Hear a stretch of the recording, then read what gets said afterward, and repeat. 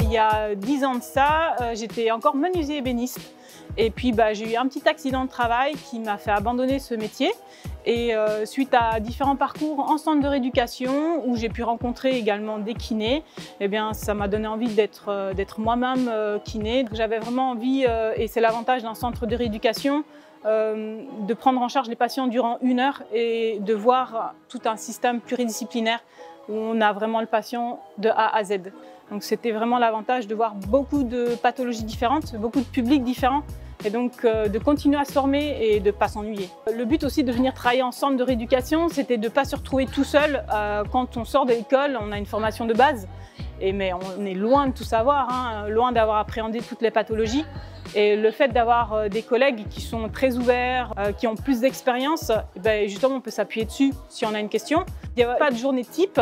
Maintenant, il faut savoir qu'on a 2 types de patientèle bien distincts. On a les patients de jour et les patients d'hospice complète.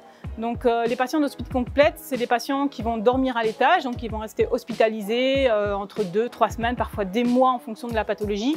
Et on va avoir les hospitalisations de jour qui soit sont une continuité des hospitalisations complètes, soit des gens qui sont adressés par les médecins ou par les chirurgiens pour être rééduqués sur des pathologies qui vont être très variées. En hospitalisation complète, on a aussi des amputations qui arrivent. Ils ont des longs séjours, puisqu'il faut tout leur réapprendre avec l'appareillage, la marche, etc., l'autonomie. Tous les patients sont différents. Il n'y en a pas un seul qui se ressemble et ils viennent tous avec leur histoire. C'est toute la prise en charge psychologique qu'il faut avoir avec le patient.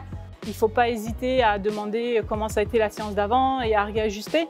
Parler du beau temps, de la pluie, des petits-enfants, des loisirs, tout ça va être important pour pouvoir avoir des objectifs concrets aussi derrière. La douleur, c'est quelque chose qui est vraiment au centre de notre éducation et parfois on se creuse les méninges pour comprendre d'où ça vient. Le métier des chirurgiens évolue, donc le nôtre aussi.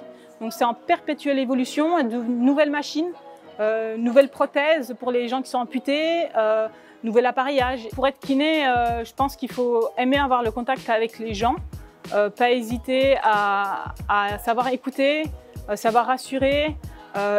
Aimer être curieux aussi de découvrir ce qui se passe aussi bien chez les chirurgiens qu'ici en centre de rééducation. On travaille aussi avec des profs d'APA, des ergothérapeutes, on est en lien avec les psychologues, les diététiciens, les médecins. Donc tout ça, on travaille ensemble.